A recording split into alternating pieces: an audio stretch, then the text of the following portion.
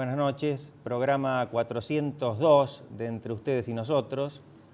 Mientras estamos grabando este programa, que lo hemos hecho unos días antes por el feriado, el doctor Jorge Enrique, su conductor, está siendo sometido es una palabra un poco fuerte, le está practicando una pequeña intervención quirúrgica, por lo que no nos acompaña. Pero Jorge sí había querido que tuviéramos hoy a un invitado especial que nos va a acompañar durante todo el programa.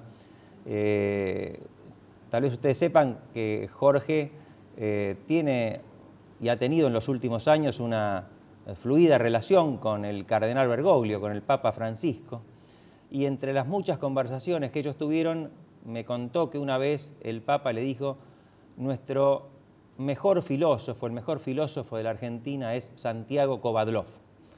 De manera que en estas jornadas en que la figura del Papa cubre todos los ámbitos de la vida argentina, creímos conveniente, y además que lo admiramos ambos como filósofo y como pensador, contar con la presencia de Santiago Kovadlov, que hoy está entre nosotros. Santiago, buenas noches. Buenas noches, ¿cómo está? Bien, gracias. Podemos empezar esta charla hablando entonces un poquito de la significación de este hecho de que exista un Papa argentino. Se puede sobredimensionar, pero por otro lado tiene indudablemente una importancia histórica. Creo que sí. Creo que la emoción que suscitó su encumbramiento es especialmente significativa en un momento de nuestra historia en el cual los déficits de identidad de nuestro país son muy profundos. Es altamente compensatorio que la Argentina haya podido brindarle al mundo un papa.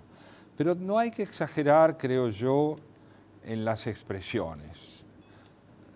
La Argentina que le ha brindado un papa al mundo es la Argentina que ha insistido en la necesidad de que la ética y la política no estén reñidas. No necesariamente es la Argentina que ha entendido lo contrario. La Argentina que le ha brindado un papa al mundo es la Argentina que ha entendido que el conocimiento, la fe y la humildad son condiciones necesarias de la construcción de la subjetividad, y no necesariamente la Argentina que ha concebido la instrumentación del poder, el monólogo y el rencor que desemboca en la hostilidad hacia los otros, la que le ha brindado ese Papa. Entonces, establecida esta distinción, creo que hay mucho para celebrar, porque lo que me parece que implica la asunción de Jorge Bergoglio como Francisco es la posibilidad de distinguir muy bien entre lo que yo llamaría la religión popular y el populismo religioso. Los rasgos distintivos del populismo religioso son el maniqueísmo, la siembra de hostilidad en la concepción del otro como enemigo, la potenciación del líder como figura hegemónica indiscutida, la concepción del poder como la instancia sagrada más alta homologable al líder, mientras que la religión popular es la que parte de la idea del prójimo como interlocutor necesario, de la propia identidad como lo que se complementa en el encuentro con el otro, del diálogo y no del monólogo como la instancia decisiva de la convivencia, y de la convergencia y el encuentro como condiciones de posibilidad de la significación de mi propia vida personal. Entonces me parece que Francisco está contribuyendo enormemente a que podamos sustraernos al campo de la homologación de la religión popular al populismo religioso. Y este es un gran servicio que le está prestando su concepción de la vida al discernimiento de la democracia indispensable.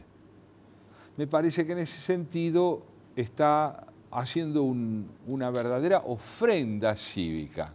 Pero además le diría es muy interesante advertir que esta necesidad que ha tenido el Colegio Cardenalicio de designar a un Papa americano pone en evidencia, y lo pone en evidencia especialmente a través de la renuncia de Benedicto XVI, que Europa no tiene muchas respuestas para los grandes dilemas que a la Iglesia de hoy le plantea el mundo contemporáneo. Y creo que recurre a un jesuita, a una figura con la trayectoria excepcional de Jorge Bergoglio, para ver si es posible devolverle credibilidad a la Iglesia Católica. Credibilidad significa conciliación entre la demanda popular de una Iglesia sana y la posibilidad de que la Iglesia pueda resarcirse de sus problemas para convertirse en una voz verosímil y con una capacidad de liderazgo que provenga de su propia sanación. De modo que ahí tenemos un segundo aspecto. Y habría un tercero que me parece interesante advertir, y es que hoy la civilización occidental está atravesando un periodo de crisis tan pronunciada que es conveniente preguntarse si Occidente no está en decadencia. Como se preguntó en su momento Spengler. Como en su momento se lo planteó Spengler. ¿Está Occidente en decadencia? Creo que hay algunos indicios de que sí lo está. La crisis de la Iglesia, hasta este momento, fue uno de ellos. La crisis de las democracias que se han vaciado de significación ética en favor de la conciencia especulativa, la crisis de la educación occidental, la pérdida de hegemonía de los Estados Unidos, que hoy no deja de tener un rol protagónico, pero lo debe compartir con otras naciones del mundo que no son occidentales.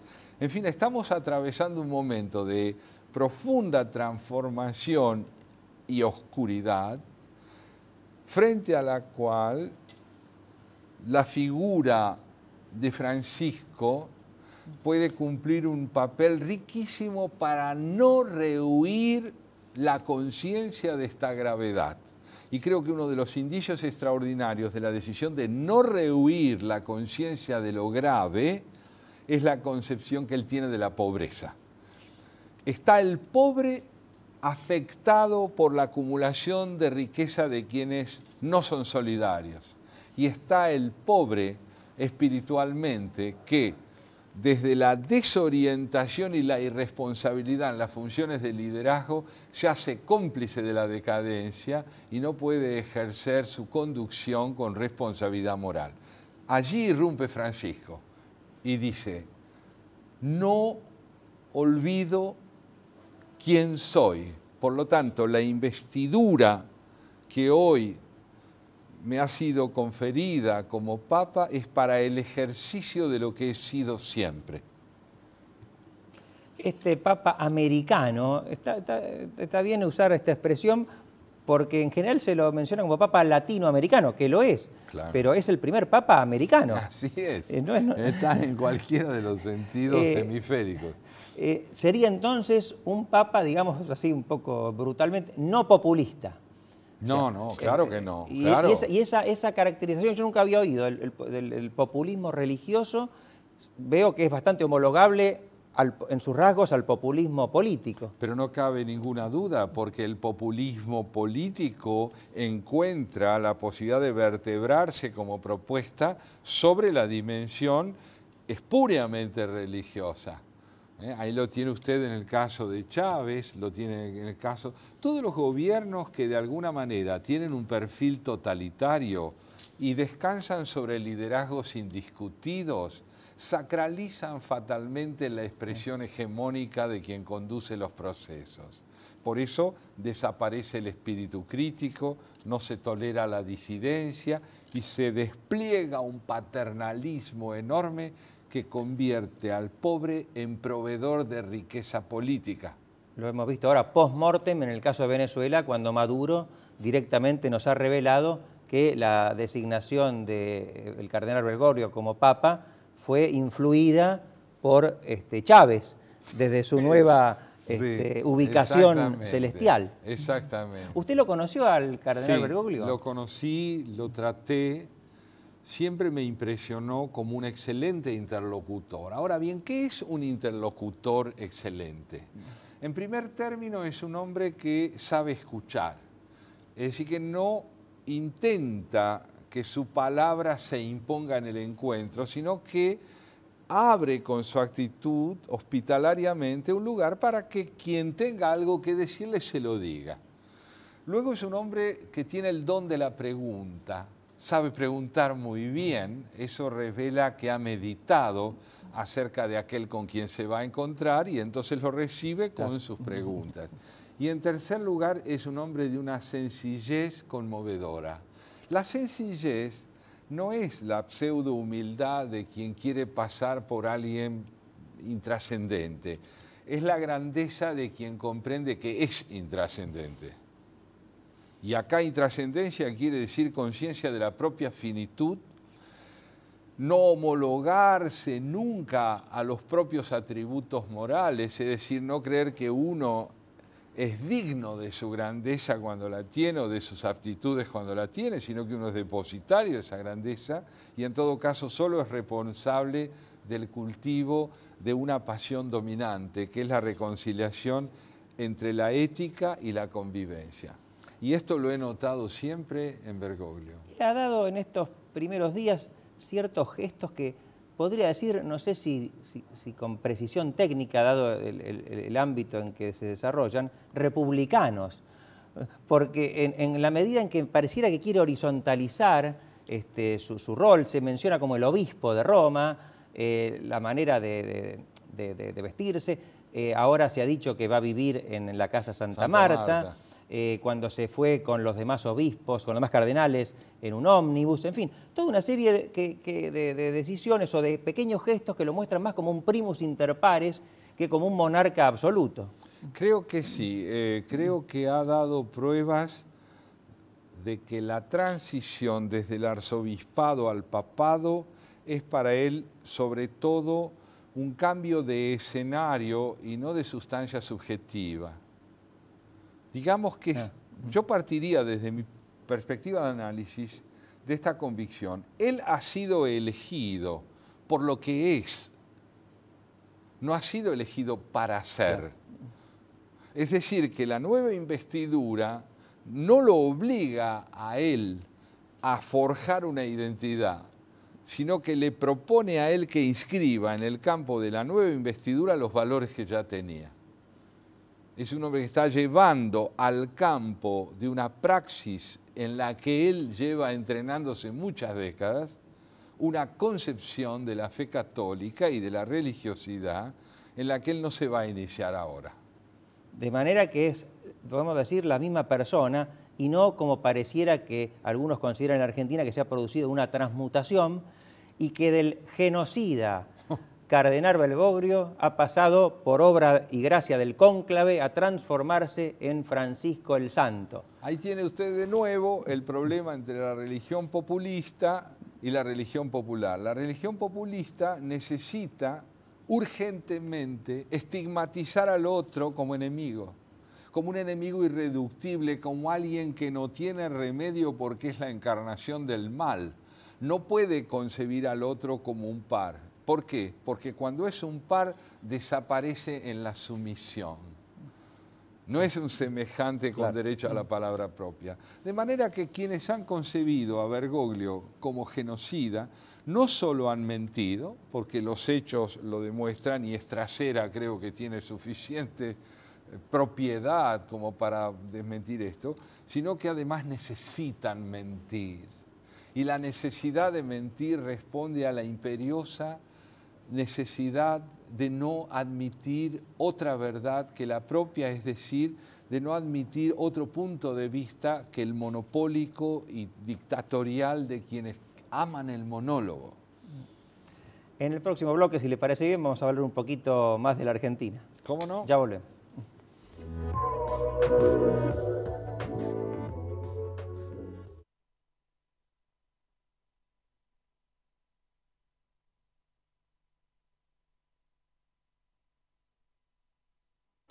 Estudia con los que saben.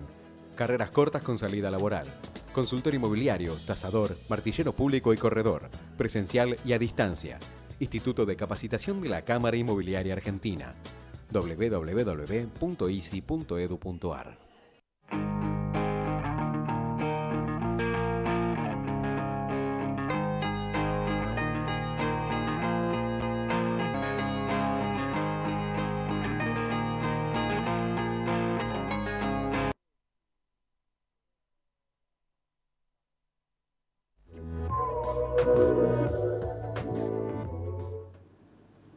Seguimos conversando con Santiago Kovadlov. Antes de iniciar el programa estábamos hablando de distintos temas y entre ellos el de la noción de progreso, ¿no? ¿Qué es ser progresista, por lo menos en la Argentina de hoy? Es una pregunta indispensable y por lo tanto es una pregunta que nos encuentra a todos situados en la necesidad de caracterizarlo a veces con más urgencia que con claridad. Pero por lo pronto podemos ensayar una hipótesis desde mi punto de vista. Se es progresista donde hay renovación problemática, es decir, donde una nación renueva el repertorio de problemas que lo afectan, se puede decir que hay progreso. ¿Y cómo se renueva el repertorio de problemas? Dándole solución a los viejos problemas es como irrumpen los nuevos. Es decir, que la misma solución que aportamos despeja el horizonte de problemas inéditos. Esta es una convicción de la física. La física del siglo XX ha demostrado de manera contundente que la resolución de un problema connota necesariamente la irrupción de un enigma. Una vez que uno resuelve el problema aparece una pregunta nueva. Una pregunta nueva. Entonces podemos decir en principio que hay progresismo, allí donde se va en busca de nuevos problemas. Cuando el repertorio de problemas es constante, porque las soluciones no aparecen, entonces podemos decir que estamos delante de un empantanamiento conceptual al que podemos llamar retardatario o reaccionario. La Argentina tiene muy pocos problemas nuevos. La mayoría de los problemas de Argentina son viejos. Perdón, esta conversación se originó porque yo le contaba a Santiago que mi hija hoy no tuvo clases por el paro docente como había tenido la semana pasada. Y él me dijo, qué problemas viejos que tenemos, son los de siempre. Es probable que a su vez tu nieto vayamos a conversar otra vez y nos encontramos con respecto de la misma cuestión. Así es. Martín Lustó, el ex ministro de Economía, comentaba en un programa de televisión reciente que la Argentina tiene económicamente viejos problemas. El problema del dólar, el problema de la inflación, el problema de la tergiversación de las cifras del INDEC, la necesidad de concebir la economía fragmentariamente, la imposibilidad de integrar el desarrollo económico a las políticas de Estado. Entonces, en ese sentido, podemos decir que Argentina es un país monótono, es decir, está siempre instalado en el mismo tono, ¿no? Siempre es el mismo tono porque los gobiernos se suceden para reiterar problemáticas que han perdido contemporaneidad. Por lo tanto, a mí me parece que hoy Argentina está muy lejos del progresismo. En el orden oficialista, porque repite fórmulas del pasado, una de ellas el populismo centralmente. Y la oposición también repite fórmulas del pasado, porque la fragmentación que la afecta evidencia que no concibe los desafíos del porvenir con claridad. Si hay una gran oscuridad en la oposición, es la que nace del hecho de que la sociedad demanda con claridad lo que quiere y sus dirigencias no alcanzan a representar esa demanda. Por lo tanto, yo diría que en la Argentina falta progresismo, falta realmente una posición reveladora de creatividad e imaginación. ¿Para qué? Para capitalizar nuestros fracasos. Se puede decir que un pueblo se desarrolla, al igual que un individuo, cuando capitaliza su fracaso. Aprende de los errores que ha tenido. Pero quien niega la existencia de errores o se los adjudica a otro, no puede aprender, solo puede mentir. Claro. Es la fijación, además, en el pasado, ¿no? Es esa idolatría de lo que ya ocurrió, lo que impide concebir el futuro como una dimensión innovadora. Claro, y un futuro es una posibilidad abierta de infinitas opciones. Argentina tiene problemas graves, pero no tiene problemas interesantes. Porque los problemas interesantes, sin perder seriedad, son innovadores. Veamos solo un caso a modo de ejemplo. Si hay un país racista, es los Estados Unidos de Norteamérica, donde los negros han sido objeto de desprecio constante, pues este país tiene un presidente negro. Es decir, que da un salto cualitativo y logra llevar a la máxima investidura a quien representaba la denostación más pronunciada. Esto es un signo de progreso, es un signo de vitalidad. Y me parece a mí que, perdón. En la Argentina, en una situación similar, estaríamos haciendo marchas contra la segregación, claro, que ocurría hace más de 50 o años. discutiendo si Rosas merece o no figurar en un billete argentino. Y lo digo a propósito de la conmemoración, iba a decir la celebración, no se puede celebrar de días pasados del 24 de marzo, ¿no? A mí personalmente no es una fecha que me guste que sea feriado, creo que es una fecha negativa y, como lo dijimos en un programa anterior, es un día de duelo. No imagino a los franceses celebrando la ocupación de París por los alemanes. Es decir, nosotros creo que tenemos una linda fecha, que es el 10 de diciembre, que coincide tanto con el inicio de la democracia como más es el Día Internacional de los Derechos Humanos. Sí, pero la capitalización demagógica del 24 de marzo es mayor que la del 10 de diciembre. Claro. Porque el 10 de diciembre remite no solo al Día de los Derechos Humanos, sino al día del retorno de la expectativa de la democracia republicana, del respeto por las instituciones, del valor de la ley. Y no siempre es conveniente para quien gobierna recordar lo que quiere olvidar. Claro, porque además esa memoria es una memoria muy, muy particular. El otro día se ignoró completamente el juicio de las juntas, la labor de la CONADEP, que fue extraordinaria y en circunstancias durísimas, porque digámoslo, porque muchos jóvenes no tienen por qué saberlo, no era en 1983 una demanda extendida de la sociedad el juicio de las juntas militares. Claro que no. Uno de los rasgos distintivos del populismo es la necesidad de presentarse como fundacional. Claro. La historia se inicia con ellos. Todo empieza con él o con ella. Y este es un criterio estéril para concebir la historia como enlace progresista entre pasado, presente y futuro. La Argentina tiene mucho que cambiar, pero adolece de una falla estructural muy importante, que es la caída de los partidos políticos. No hay democracia republicana sin partidos políticos, porque sin partidos políticos el ideal de la alternancia en el poder se ve fuertemente fracturado, y porque además es indispensable el pluralismo del debate en el que nadie tiene el monopolio de la razón y donde las instituciones son la constante en el cambio. Pueden cambiar los gobernantes, pero la orientación republicana debería seguir. Añadamos algo fundamental. Si la democracia republicana ha perdido credibilidad, no es primordialmente por la labor que en ese sentido han desarrollado los gobiernos que están en el poder desde 2013 en adelante. Los que han destruido la credibilidad de la democracia republicana son aquellos que tuvieron la responsabilidad de darle sustento y dijeron haberla representado desde 1983 en adelante. Desgraciadamente, tras los años iniciales del gobierno de Alfonsín, la democracia se vio progresivamente envilecida y los gobiernos que le debieron dar sustento contribuyeron a su decadencia.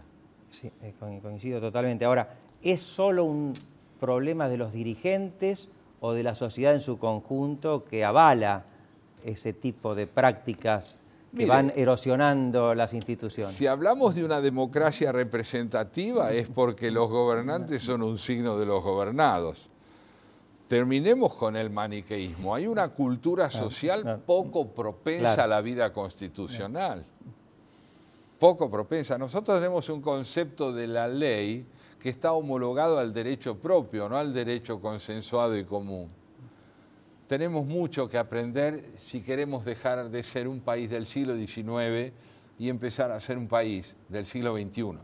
Santiago, en estos minutos escasos que nos quedan, querría cambiarlo de tema. Vamos a algo. La Argentina tiene todos estos problemas, tiene todas estas lacras, pero ha tenido algunas grandes cosas. Las tiene. Y entre ellas una que que quizá compartimos en cuanto a la devoción que le tenemos, que es la figura de Jorge Luis Borges.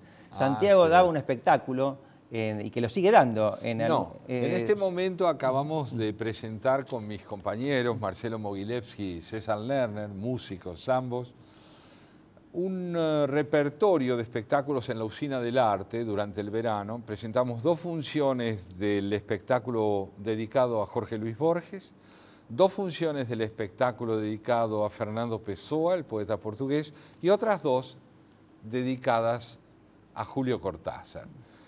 Mi tarea en el grupo es leer, decir y comentar. Yo vi el de Borges, que en su momento en Clásica y Moderna. No vi los otros 2. Sí. Que se los recomiendo a todos cuando los vuelva a dar. Sí, posiblemente los volvamos a hacer, entre otros que estamos ideando en este momento.